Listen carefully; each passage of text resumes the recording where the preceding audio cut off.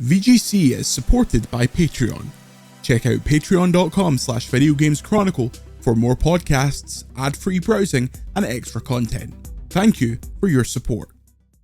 Hello and welcome to VGC, the video game podcast. For this very special episode, I'm Jordan Midler, and I'm joined by skater, musician, and video game icon, Bam Margera. Bam, how are you doing? Good. What up? I'm doing good. Just Tony Hawk games coming out, I think today, and I'm out here in Los Angeles, just playing the game, promoting it, and doing some skating. Excellent. Well, that brings us to the first point. You're back in the Tony Hawk games for the first time in 19 years. How does that feel? It feels really, really good. You know, I took a 10-year hiatus and didn't skate one bit, and I really had to change my ways, and it was more frustrating than pleasure to even try to skate because I was an alcoholic at one to start, and then I was 250 pounds, and with all these pills that most of them I was forced to take, all had these side effects of like weight gain, stiff muscles, erectile dysfunction, hair loss, suicidal tendencies, all that stuff, and I had it. So like at one point I could barely even balance enough to drop in on a 3-foot ramp, so it was way more frustration than pleasure to skate. But I married a stretch coach who we stretch an hour a day, and my legs are like completely 100% again. And now my passion is back to skate. So I wake up every day, get a trick on film. A trick a day keeps the sanity sane. And, when you do what you love, and skateboarding has got me to where I am today, to be able to do that again is a true blessing. Wonderful. So thank you very much to your wife, because without her, you wouldn't have done all this. You wouldn't be in the game. That's excellent news. Initially, when the roster was announced for the new game, you weren't part of it. And our website, VGC, were the first to report on this and started the kind of fan campaign to get you back in the game. So I wanted to ask, first of all, what was that whole time like when TMZ was saying to you, are you in the game, when it was all coming down to it, and then they actually put you in? I think it was just a matter of, I was in Los Angeles. I had a day off. I didn't talk to Tony Hawk for about a year, and last time he saw me, I wasn't doing too good. So I decided to give him a call. He said he was down at the vert ramp skating with Bucky Lasik, Christian Asoy, and Alfonso Rawls, and to stop by, thinking I would just say, what up? And I grabbed my skateboard, I put on some knee pads, and we wound up ollieing over each other on the big channel. And he's like, what is going on? You are back. I'm like, yeah, man, I married a stretch coach. I'm skating every day again. So he was pretty blown away by that. And I think that, really provoked him to make a call to Activision, knowing that there was already a deadline, but to see what kind of strings he could pull to get me back in it just from that special little visit. I think that made the fans extremely happy, especially as it got closer and closer to release, and everyone was like, there's no way, maybe down the line, and then it actually happened, and I really think that they were getting a lot of heat from it, like, yeah, it's cool and all that you're doing a video game, but if Bam's not in it, then I'm not playing it. And I do a lot of Comic-Con signings, and like 80% of the people have a Tony Hawk game that they want me to sign, and they always tell me that I was the character that they always picked to play. So, it's real cool that, it's an honor to be back in it. And it really puts skateboarders on the map to people that aren't diehard skaters that pay attention to all these incredible skateboarders of today. As soon as you be declared that you're in the Tony Hawk game, that'll make your grandmom know your name, like you're the name Tony Hawk, and an 80-year-old grandma will know. But if you hear the name, let's say Jamie Foy, not so much, But now that he's in the video game, that might be different. Yeah, you make a great point there, and especially those original games came up with kind of the second boom in popularity in skating, and especially kind of the rise of more skating-based TV and things like that, and the culture was changing. What do you remember of that time around those original games? Yeah, as like Viva La Bam, when that came out, we had 65 episodes with a $300,000 budget per week to blow stuff up, fly people in and fly people out, and base a lot of things on skateboarding that actually got a lot of new people wanting to skateboard for the first time or again. And with the game, same thing. There's actually these tricks that you could do even on the first Tony Hawk game that these lines of like kickflip, crooked grind to manual to tray flip to front board to nose manual to dolly flip out, which would be impossible on any real skateboard with a skater doing it. But, skaters are getting so good these days. And I think because of the game, people go out and think that these things are possible. And I have gone through Instagram sometimes and I've seen such combos that they're actually making the real Tony Hawk game possible in real life with these tricks. Somebody did a nollie flip crooked grind to nose manual to nollie flip out. I'm like, this is Tony Hawk game shit. Like, if you would have showed me this in 1985, my head would have popped because my mind would have been blown, and I would have thought that it was CGI or completely, like, what he did what? That's CGI. No, there's different angles, and he really did it. I was actually there, and I verified it. Nope. Not possible. You compare it to like the old school kind of skate videos like back in the day, and you pull off like quite a sophisticated street line, but to put that into the game, it's like a totally different thing. You're not doing front flips and 900s and pizzas and stuff like that. It's just it's totally crazy. So the guys that you're skating with now, are they coming up to you and saying, I got into skateboarding because of the Tony Hawk games, because of Viva La Bam, all that kind of stuff? Yeah, I hear that all the time, especially now that I'm pretty much booked every weekend doing Comic-Con signings. I've heard it all. Excellent.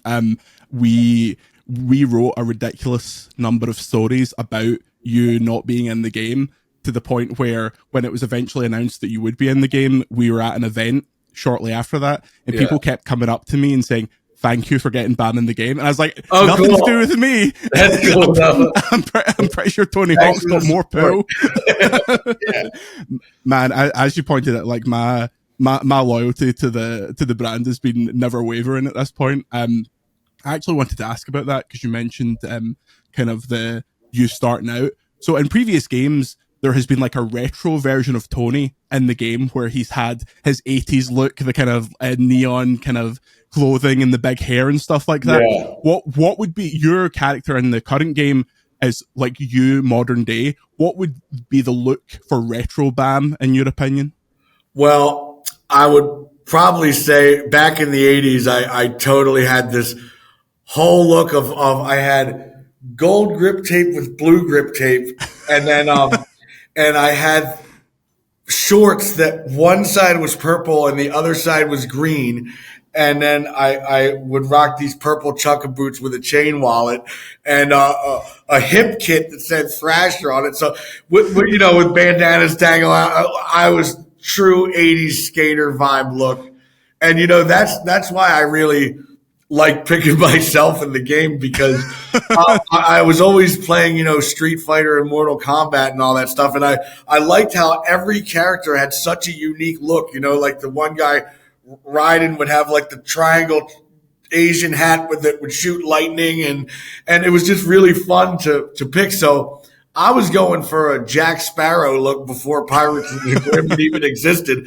But, I had the really long coat that was hand drawn in inspiration of Villa Vallo, and the red button down, and sometimes my shirt was off so you could see the tattoos, but sunglasses, of course, chain wallets, flare, stuff dangling around. It's it's fun to pick me, and that's what a lot of people don't get, In order to sell a lot of skateboards, you got to look cool. I mean, you could jump down huge stuff and people would appreciate that. But if you are always rocking just a pair of jeans and a white t-shirt, there's nothing fun to go like about you. That's why,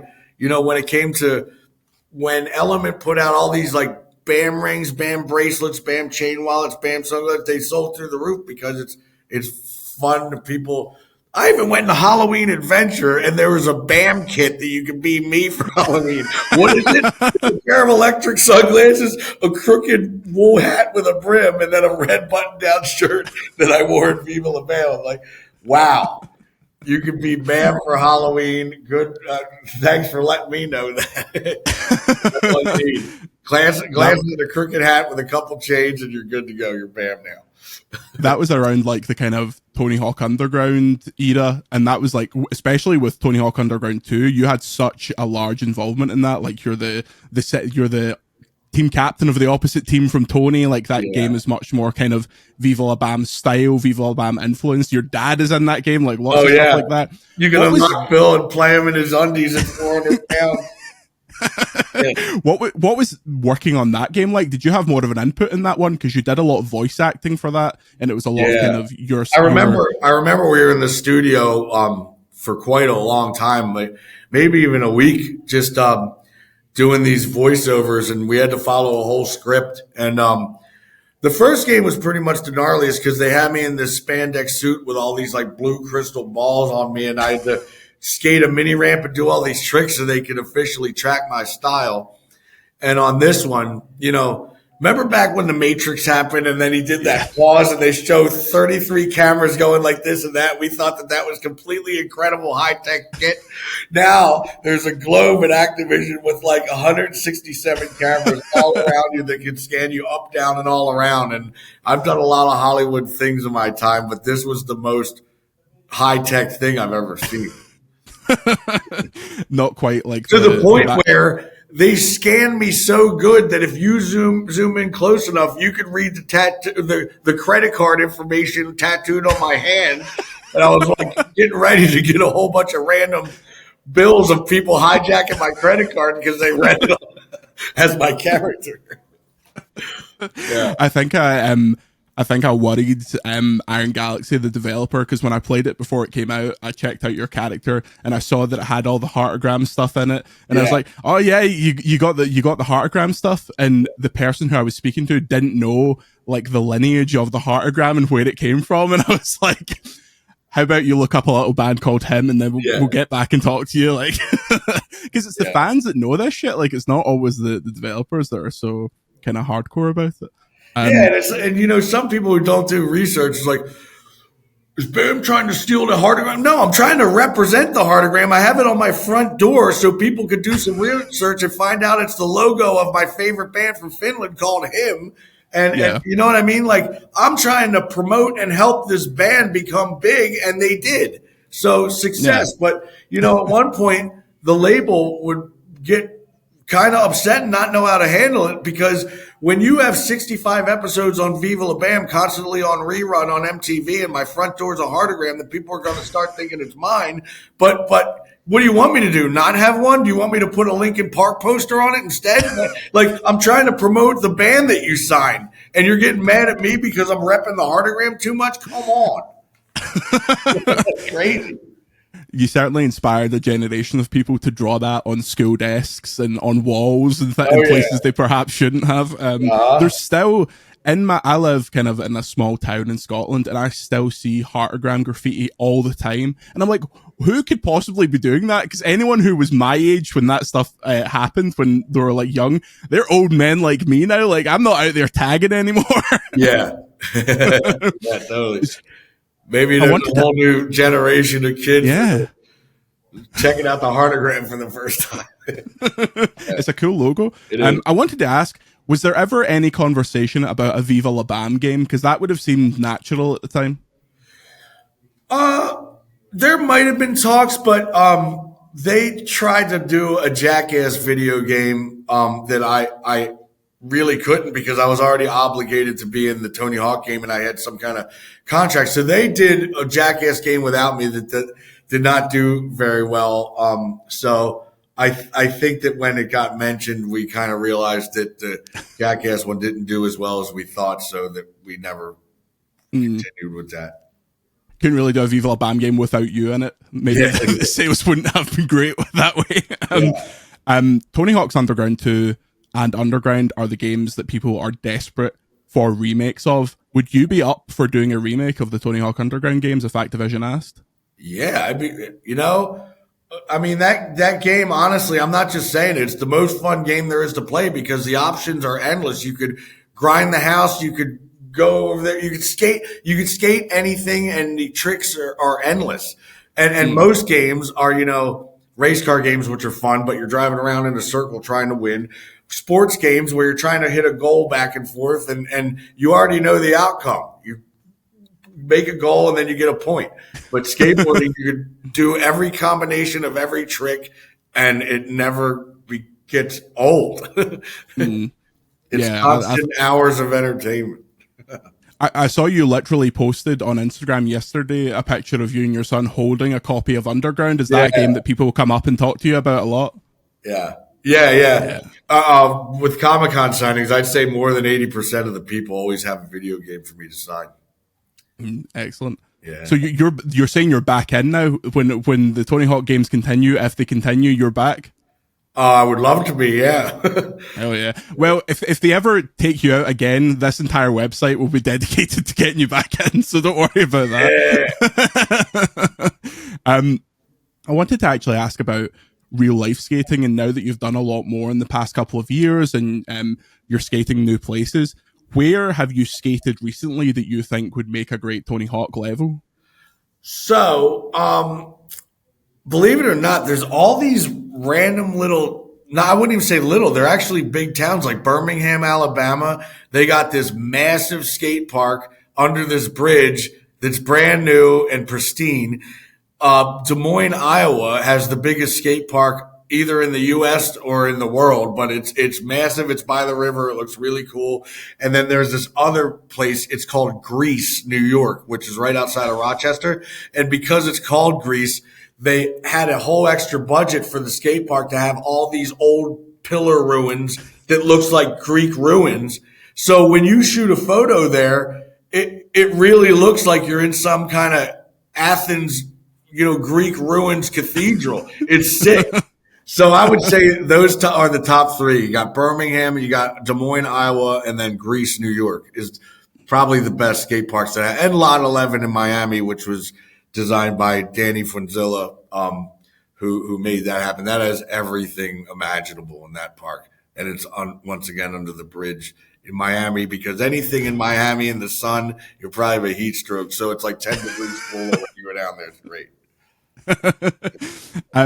I wanted also to talk to you about, we're coming up on a lot of anniversaries of CKY, and I remember watching CKY and the stuff you used to make yourself and think, this is like prototype vlogging. Like, you were doing vlogs and that kind of things way before YouTube, way before Instagram. Like, how do you see the way that people making videos of themselves skating and that kind of content in films is different from when you were editing yourself, like on the video camera back in the day?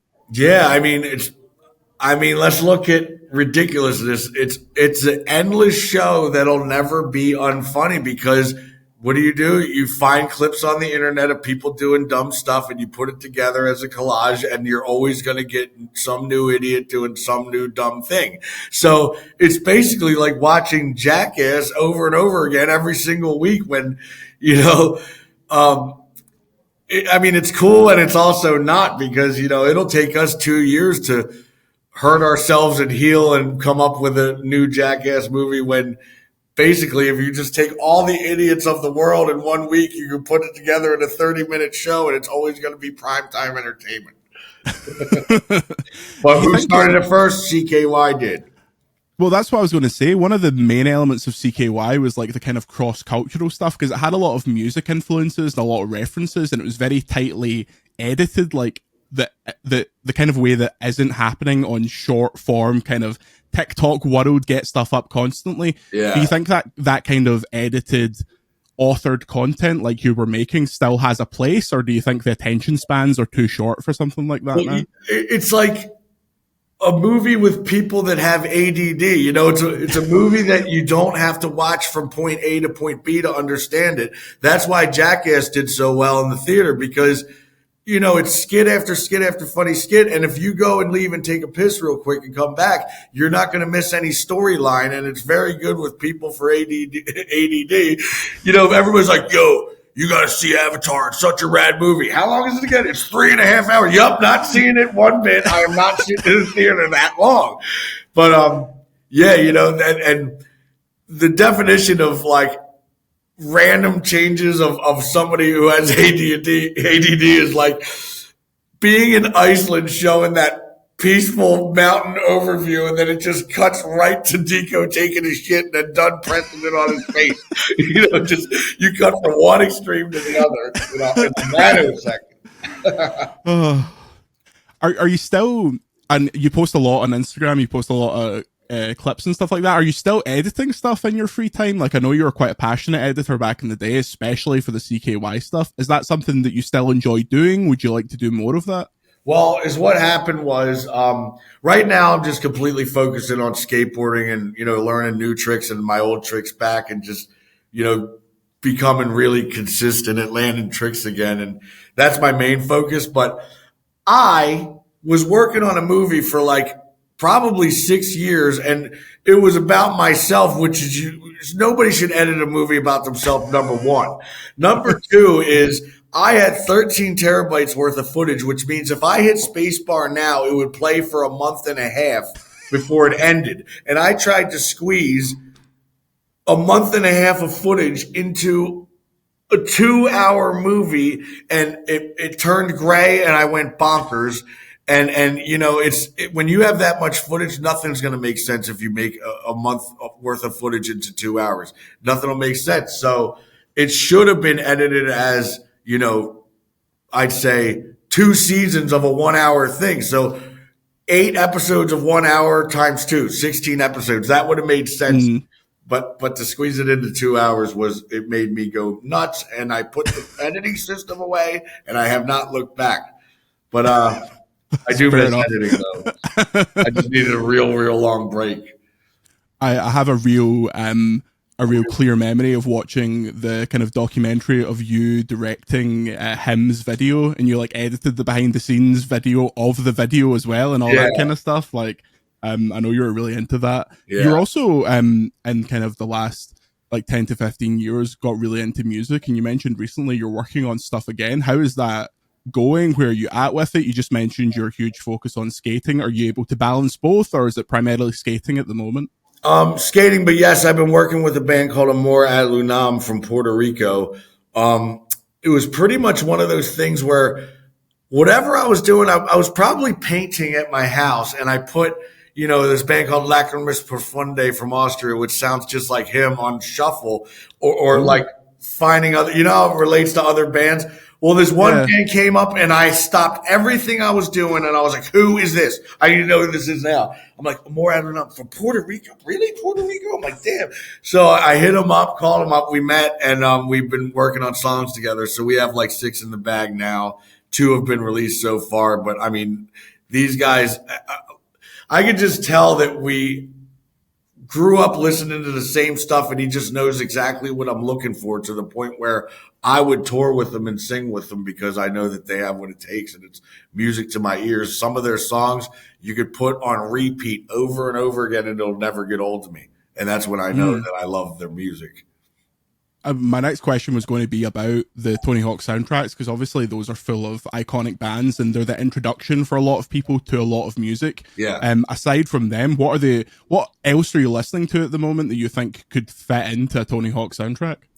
There's a band called the Black Capes from Greece that are really good, and they have a new album called Looks Like Death.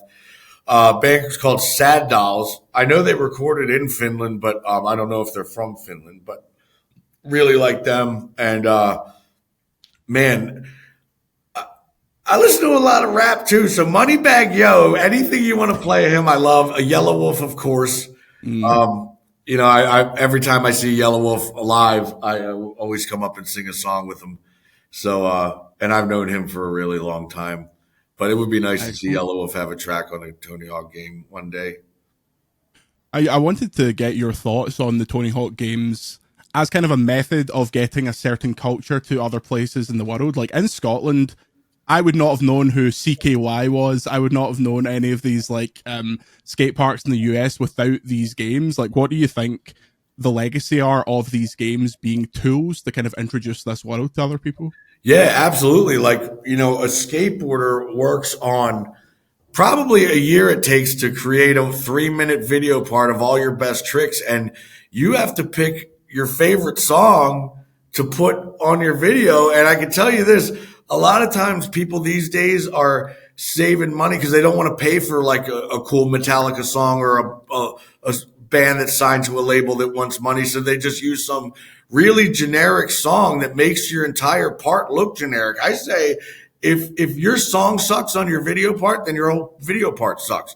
I mean, picture a Bam video part. You're expecting to hear him or CKY or something, but I put on Billy Ray Cyrus and said, "Don't tell my heart, my aching heart." And people are like, this sucks. Yeah, but look at the tricks. I don't care about the tricks. Either shut this audio off or shut the whole thing off because it's ruined.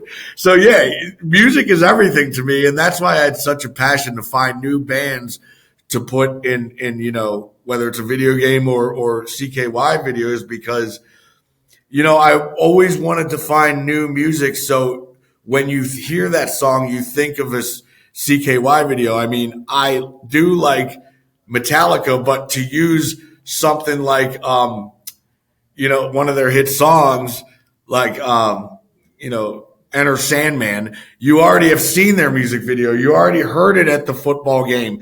So you're already reminded about that song. And for me to use Enter Sandman in the CKY video just would not seem right. I like to use brand new music of bands that no one's ever heard before to have a whole new outlook on the song. And it's only reminded from skateboarding or a funny video or whatever.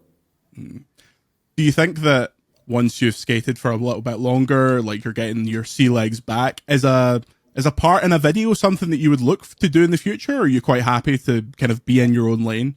Right now, I'm just happy posting whatever trick I'm going to do today on Instagram. I have no desire to work on a gnarly video part, because now that I'm looking back at it, at the age of 45, I've been skating more than ever because I just skate to skate. And I'll if I want to only just do a blunt to fakie on a 5-foot quarter pipe, then that's what I'm going to do that day, and that's what I'm going to post. But a 5-foot blunt to fakie would never, ever make it into a video part that you've been working on for your skate team. You got to go big and you got to go hard. So back then, when I was like 20 years old, if I didn't show up to the skate park and kickflip over the fence into the road, then I already know that me doing a couple kickflips over the pyramid is not going to make it into the video. So I wouldn't even bother skating sometimes. And now I have none of those obligations, and I don't have to put the hammer down. And I've been skating more than I ever have and having more fun doing it. Excellent. Just as we're kind of getting towards the end here, I wanted to ask, who are the young skaters coming up now that you think people should check out, in the same way that you highlighted the Tony Hawk Games being a way for people to find out? But who have you interacted with, skated with over the past year that you thought, this guy's got it? Well, right now I would say my favorite is Corey Juno, just because he has such effortless style that it looks like he was born to skate and he burned 0 calories doing it. It's just so effortless. And, there's a guy named Jeff Rasp that was from Texas that moved to Philadelphia, and he's like the new FDR shredder that, I was kind of seeing him rip FDR so hard. I'm like, I used to be that good. Now you're the fucking main guy in him. So Jeff Rasp, he kills it. And now that I spend a lot of time in Miami, I've been skating a lot with Jake Alardi and Jake Wooten. But I mean, these guys are already in the Olympics, so you've probably heard of them before. But man, they're so consistent and they go so big that I actually notice myself getting really good really quick by skating with these guys. Because when I'm living in Pennsylvania and I have my barn and people want to come over and cruise because they're like little skate shop riders, and I find myself cruising as well. But when you hang out with people that are jumping down 15 stairs backwards, you got to step it up a notch. Excellent. Just as we kind of conclude here, I wanted to talk again about you being in the game, and kind of what was your reaction to the fan response when a lot of fans felt genuinely hurt that you weren't going to be part of the game, especially because you're such a big part of that series to people? Was that kind of reassuring? Did it feel nice? I know you say you hear a lot at Comic-Con, but this was quite a large public outcry about you specifically. Yeah, I mean, it felt really good to be back in the game because, just to feel really hopeless about not ever knowing if I'm going to get sober and if I'm going to die this way. And, my legs are dry rotted rubber bands and I can't even skate anyway as it is. You kind of lose all hope. When you don't have a purpose in life, then you can get really, really depressed. And I was there. So now that that's all gone and that dark era of my life is done and over with, and now I wake up looking forward to what I'm going to do today and what skate trick I'm going to get. It's really inspiring for others to think that, hey man, if I could do it, you could do it, because I've been to hell and back. And a lot of people think that I wasn't going to make it. People were taking bets on me, like, was he going to die this week or next week? Well, Bam, I am extremely, extremely happy to hear that as someone who you've influenced massively, especially when I was younger. I'm very glad that you're doing well, that your passion for skateboarding is back, and that you're back in the Tony Hawk games. Thank you very much for sitting down and chatting to me. I appreciate it a lot. Yeah, cool. This is fun. The next time you're in Glasgow, and Scotland, we'll go to one of the big cathedrals or something like that, because a few of them have been converted into skate parks, and that would make for some good clips. That'd be cool. All right. I think that would work for you there. I appreciate it. Yeah. And thank you very much for listening to VGC, the Video Game Podcast, this extremely special episode with Bam Margera. You can get more from us on patreon.com/videogameschronicle, and we'll see you next time.